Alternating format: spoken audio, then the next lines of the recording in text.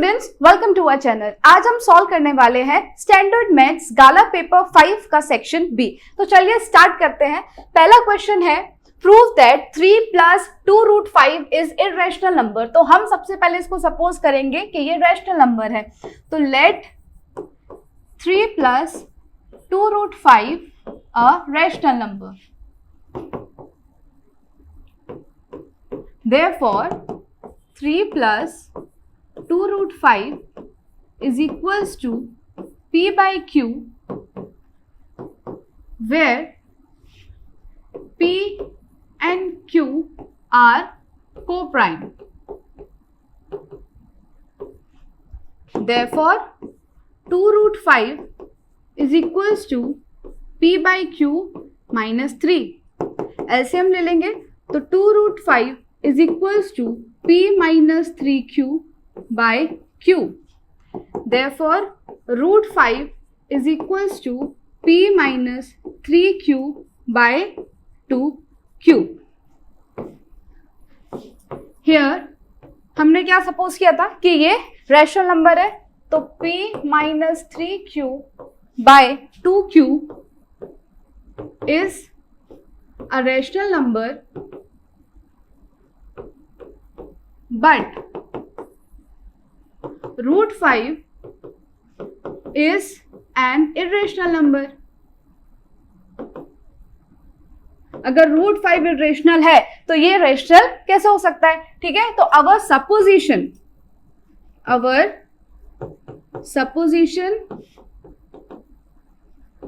is wrong. Therefore 3 + 2√5 is an irrational number. Okay, so 3 + 2√5 is an irrational number. Next question.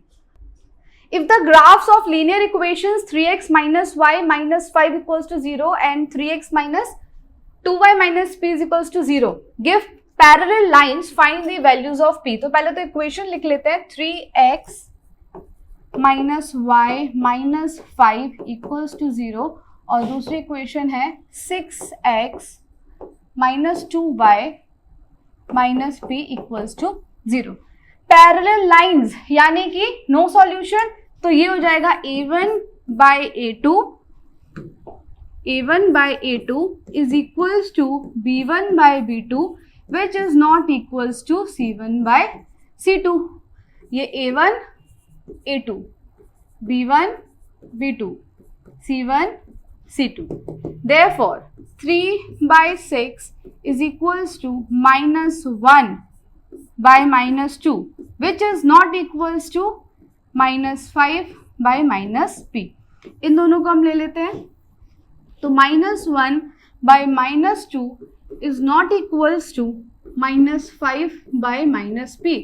तो minus minus plus और 1 into P हो जाएगा p और minus minus plus और 5 2 ज़ा 10, यानी कि p कोई भी नंबर हो सकता है, बस 10 नहीं हो सकता। Therefore p can be any real number other than 10. 10 के अलावा p कोई भी रियल नंबर हो सकता है। Okay, next question. Find the roots of the quadratic equation. तो पहले इक्वेशन को सिंप्लीफाई करेंगे। 1 by x minus 3 plus 2 by x minus 2 is equals to 8 by x. तो ये हो जाएगा x minus 2 plus 2x minus 6 divide by x square minus 2x minus 3x और 3 2 ज़ा 6 is equals to 8 by x. Therefore x ये हो जाएगा 3x minus 8 divide by x square minus 5x plus 6 equals to 8 upon x. x को यहाँ multiply कर देंगे तो हो जाएगा 3x square minus 8x is equals to 8x square 8 5 जा 40 माइनस 40x और 6 8 जा 48 तो plus 48. Therefore 0 is equals to 8x square minus 3x square minus 40x plus 8x plus 48. Therefore हमारी इक्वेशन बन जाएगी 5x square माइनस 48 प्लस 8 तो minus 32x plus 48. अब 48 into 5 के ऐसे फैक्टर्स जिनको ऐड करने पर 32 आए, तो क्या है 5 और 48. 5 इंटू 6 8 जा 48 होता है, इसको और सिंप्लीफाई कर देंगे 2 3 जा 6 और 4 2 जा 8. तो यहाँ दो नंबर्स हम ले सकते हैं, एक हो जाएगा 4 3 जा 12 और दूसरा क्या हो जाएगा 5 2 जा 10 और 10 2 जा 20. तो 12 इंटू 20 इज 48 इंटू 5 और इन दोनों को ऐड करेंगे तो भी क्या आएगा 32 आएगा. तो दो नंबर्स हमको मिल गए. तो 5x square minus 12x minus 20x plus 48 is equals to 0. Therefore x common 5x minus 12 minus 4 common 5x minus 12 equals to 0. Therefore 5x minus 12 और x minus 4 equals to 0. तो 5x minus 12 equals to 0 और x minus 4 equals to 0. Therefore x is equals to 12 by 5 और दूसरा root आ गया x is equals to 4. Clear? 12 by 5 or 4 is the answer. Next question. Find the discriminant of the equation and hence find the nature of its roots. Find them if they are real. तो यह discriminant find करना है, उसका nature बताना है, उसके बाद roots भी find करने हैं. तो equation हम पहले लिख लेंगे 3x square minus 2x plus 1 by 3 is equals to 0. तो ये हो जाएगा a b c. Discriminant का फॉर्मूला होता है b square minus 4ac. b is minus 2 square minus 4, ए होता है 3 और c कितना है 1 बाय 3. ओके, तो 3 से 3 कैंसिल, 4 माइनस 4, डिस्क्रिमिनेंट क्या आया 0. अगर डिस्क्रिमिनेंट 0 है यानी कि therefore roots are real and equal. Okay, अब रूट्स फाइंड कर लेंगे. तो x is equals to minus B plus minus under root determinant divide by 2a. तो माइनस b कितना है माइनस 2 प्लस माइनस डिटर्मिनेंट तो 0 आया डिवाइड बाई 2 इंटू a कितना है 3. ओके, इज इक्वल्स टू ये हो जाएगा 2 plus minus 0 divide by 2 into 3. तो x की वैल्यू आ जाएगी 2 बाय 2 इंटू 3, ये cancel, x is equals to 1 by 3. Okay, तो अल्फा है 1 बाय 3 और बीटा भी कितना होगा 1 बाय 3. क्योंकि d 0 है तो roots are real and equal. Next question. Find the sum of first 100 positive integers. तो sn is equals to n by 2 a plus an. First 1000 तो 1 2 3 टिल 1000. तो यहां पर a हो जाएगा 1, ठीक है, an हो जाएगा 1000. हमको फाइंड करना है sn यानी कि s 1000. तो n बाई 2, n 1000 है डिवाइड बाई 2, a है 1 प्लस 1000 500. तो 500 इंटू 1001. 5 1 जा 5 0 0 5 1 जा 5 और 2 zeros. ठीक है, तो sum of first 1000 positive integers is 5,500,000. Okay, next question. Find x if sin 2x is equals to sin 60 cos 30 minus cos 60 sin 30. तो हम यहाँ पे वैल्यूज पुट कर देंगे. sin 2x is equals to sin 60 cos 30 minus cos 60 sin 30.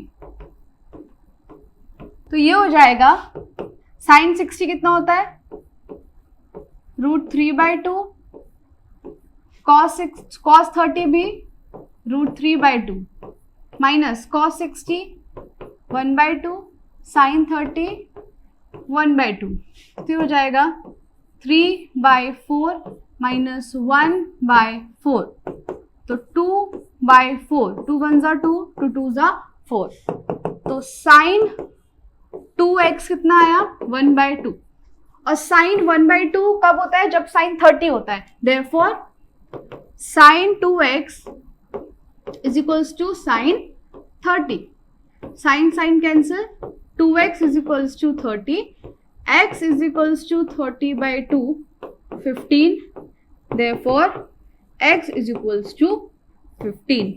Clear, answer क्या है, x की value है 15। नेक्स्ट क्वेश्चन, प्रूव दैट का क्वेश्चन है, तो हम सबसे पहले लेफ्ट हैंड साइड को लेके चलेंगे। LHS is equals to cot A minus cos A divide by cot A plus cos A. Now, since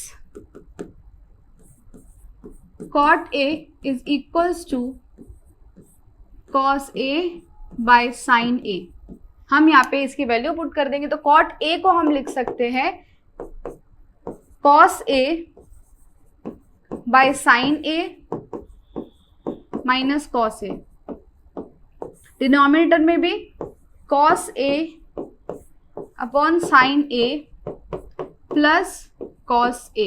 अब cos A दोनों टर्म में कॉमन है, नीचे भी cos A कॉमन है, तो ये हो जाएगा cos A ब्रैकेट में 1 upon sin A minus 1 upon cos A common 1 upon sin A plus 1, cos A cancel हो गया, क्या बचा 1 upon sin A minus 1 upon 1 upon sin A plus 1। Now since 1 upon sin A क्या होता है cosec A, तो 1 upon sin A की जगह हम पुट कर देंगे cosec A, तो ये हो जाएगा cosec A minus 1 upon cosec A plus 1। ठीक है, left hand side is equals to right hand side, hence proved. Okay, next question, two concentric circles are of radii 5 cm and 3 cm. Find the length of the chord of the larger circle which touches the small circle. तो एक ये large circle हो गया, ये small circle, small circle का radius है 3 centimetre, large circle का ये हो जाएगा 5 सेंटीमीटर। ये एक कॉर्ड है जो टच कर रही है स्मॉल सर्किल को, और कॉर्ड किसकी होगी, लार्ज सर्किल की, तो ये इसको हम पॉइंट O बोल देते हैं, ये P और ये chord AB। Now in triangle AOP angle P is equals to 90 degree. इसका रीजन है कि radius is perpendicular to the tangent. ठीक है, तो using Pythagoras theorem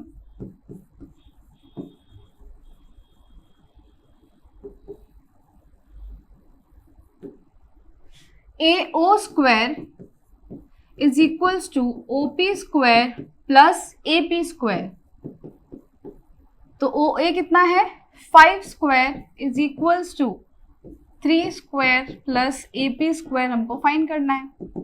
Therefore AP square is equals to 5 square minus 3 square, therefore AP square is equals to 25 minus 9, therefore AP square is equals to 16। तो AP की value कितनी हो जाएगी 4। ठीक है, तो AP इज इक्वल्स टू 4। हमको find क्या करना है AB, तो AB is equals to 2AP। इसका रीजन क्या है कि perpendicular from the centre bisect the chord perpendicular from the center bisect the chord, therefore AB is equals to 2 into 4, therefore AB is equals to 8 centimetre. तो larger circle की जो cord है उसकी length कितनी आ गई? 8 centimetre. Next question. The radius of a hemispherical dome of a temple is 21 meter. Find the cost of painting its outer surface at the rate of 80 per meter square. तो curved surface area of hemisphere यहाँ पे find कर लेना है. Curved surface area of hemisphere is equals to 2 pi r square. 2 into 22 by 7 into radius कितना है? 21 into 21. 7 3 जा 21. ये हो जाएगा 44 into 63. मल्टीप्लाई कर लेंगे तो 4 3 जा 12, 4 6 जा 24 और 1 25, 2 5 2 2 7 7 2. तो कर्व सरफेस एरिया टेम्पल का आ गया 2772 मीटर स्क्वायर. ठीक है, अब हमको क्या फाइंड करना है? Cost of painting the dome, cost of painting the outer surface. तो cost of painting is equals to कितना एरिया है? 2772 metre square into per metre square का रेट है 80, तो 80 से मल्टीप्लाई कर देंगे तो ये हो जाएगा 0, 8 2 जा 16, 8 7 जा 56 और 1 57, 8 7 जा 56 और 5 कितना हो जाएगा? 61, 8 2 जा 16, 16 और 6 हो जाएगा 22. ठीक है, तो कितना आया? 2,21,760 rupees is the cost of painting. Clear? Next question. The following table gives the height in centimeter of a group of 55 students in a class. 55, तो सिग्मा fi कितना हो गया? ये equals to 55. फाइंड क्या करना है? Find the model height. Highest frequency कितनी है? 12. ठीक है, तो ये हो जाएगा f1, ये हो जाएगा f0, ये f2 और ये हो जाएगा हमारा l. पहले नोट कर लेते हैं सारी चीजें. f0 9, f1 12, f2 9. ओके, फिर h कितना हो जाएगा? 2 और l 146. नाउ मोड का फॉर्मूला होता है z is equals to l plus f1 minus f0 by 2f1 minus f0 minus f2 into h. l है 146 plus f1 12 minus 9 divide by 2 into 12 minus 9 minus 9 और h है 2 is equals to 146 plus 12 minus 9 होगा 3, 12 2 सा 24 minus 9 plus 9 18 into 2. तो ये हो जाएगा 146 plus 3 2 सा 6 और 24 माइनस 18 में क्या होता है? 6. 6 1 सा 6, 6 1 सा 6, ये आया 146 plus 1. Therefore z is equals to 147. Mode आया हमारा 147. Clear? Next question. For a given frequency distribution find क्या करना है? मीन फाइंड करना है. एज्यूम मीन है तो x bar is equals to a plus sigma fi uy divide by sigma fi into h. a है 549.5 plus sigma fi uy 185 divide by 600 into h है 100. तो हो जाएगा 549.5 प्लस 6 3 जा 18 0, 6 8 जा 48 और 6 3 जा 18. इसको ऐड करेंगे तो आएगा 580.33. ठीक है, तो मीन क्या आया? 580.33. Okay, next question. A piggy bank contains 150 पैसे कॉइन, 51 रुपी कॉइन. अच्छा, यहाँ पे कॉइन्स लिख लेते हैं. 50 पैसे कॉइन्स कितने हैं?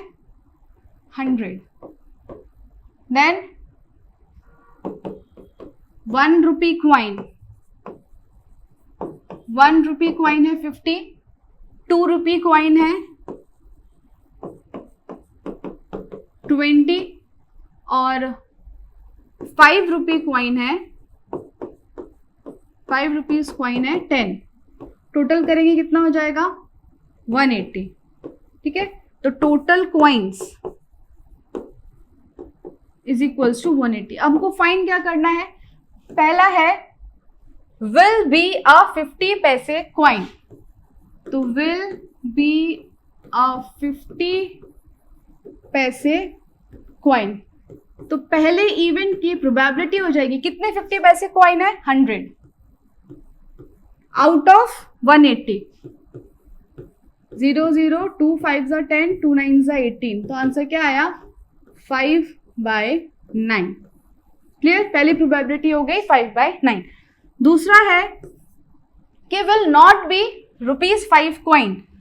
Will not be a 5 rupee coin. तो 5 रुपी का कॉइन नहीं होना चाहिए, बाकी कोई भी चलेगा.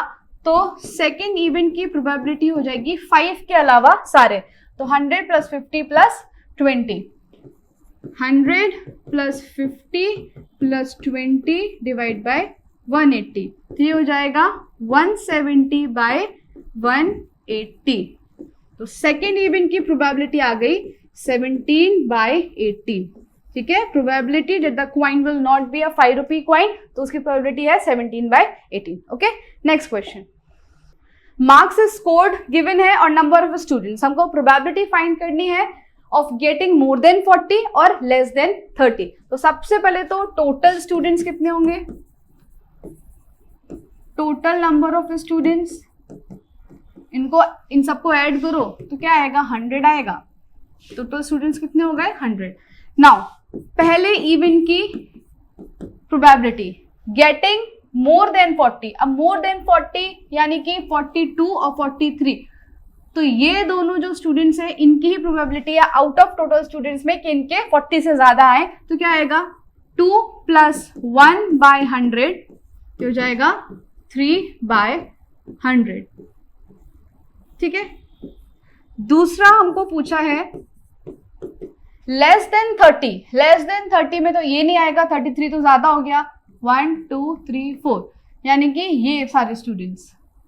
अब इनको ऐड करेंगे तो 6 + 20 + 24 + 28 डिवाइड बाय 100. इनको ऐड करो तो 24 और 6 30 हो जाता है. 30 40 50 60 70. तो 78/100 ये आंसर हो गया. ठीक है, अगर इसको और फर्दर डिवाइड करना है तो ये हो जाएगा 2 3 6 2 9 18 2 5 10 और 0. दोनों ही सही है. तो probability of students getting more than 40 is 3/100 and probability of students getting less than 30 marks is 78/100 और 39/50. ओके, तो ये था पूरा सॉल्यूशन स्टैंडर्ड मैथ्स गाला पेपर 5 का सेक्शन बी. आई होप आपको समझ में आया होगा. अगर आपको इसका सॉल्यूशन चाहिए तो वो हमारी ऐप UGT पर आपको PDF के फॉर्म में मिल जाएगा. अगर आपको हमारे वीडियोस पसंद आ रहे हो, do like share and subscribe our channel. Thank you.